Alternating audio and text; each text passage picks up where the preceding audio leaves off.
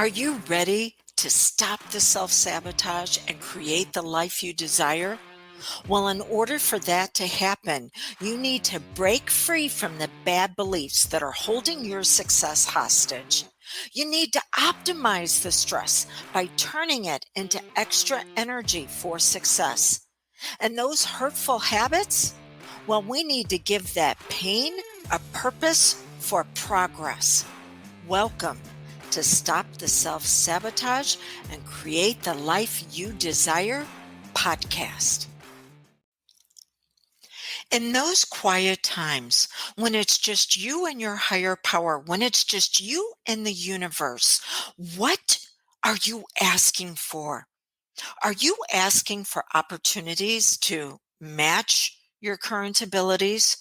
Or are you asking for your abilities to rise up and greet your opportunities? We've been working on the core four and what it takes for a successful life. The first one is security without boredom, where we have to take 100% responsibility for our brilliance. And then we move into being challenged but not overwhelmed, knowing that if we want better answers, we need to ask better questions. And now we're moving into the level that we need to know the truth about our worth. And here's the truth. Your worth is not a destination. It is a journey that you are always going to be on, experiencing and discovering what's best about you. But what you've been taught is actually in direct contradiction with that. Your worth is dependent upon bargaining in your mind, in your heart, bargaining on the behalf of others at the expense of yourself. Well, I asked them to do it and they didn't follow through. And, it's going to ask too much time for them, or it's going to ask too much money, or it's going to ask them to step into something that they're not ready to do. And because you've created a gap, because you've decided that other person is not going to be able to follow through, because you've created a gap and a void, and your powerful mind, known as the subconscious, will not tolerate a void. It must be filled. So what's going to fill that gap? It's going to be you. It is going to be you stepping in and perverting your progress down to someone else's pain, because you've bargained on their behalf.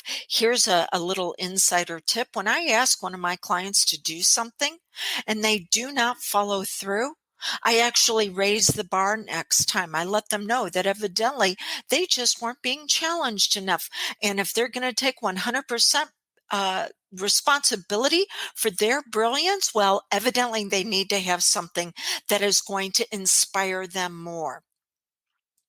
So, what is it that you need to do? No more bargaining, no more discounting. Instead, you need to look at the areas of you where you're at your very best. You need to know what you will value around that brilliance. And think of it like this. A flower, in order to blossom and bloom and be what it was designed to be, it's always seeking fuller expression.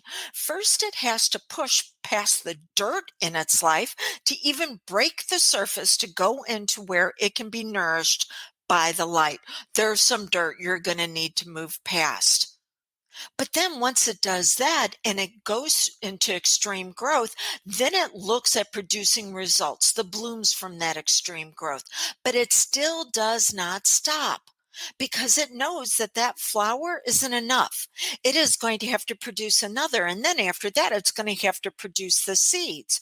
There is always going to be the next cycle for you.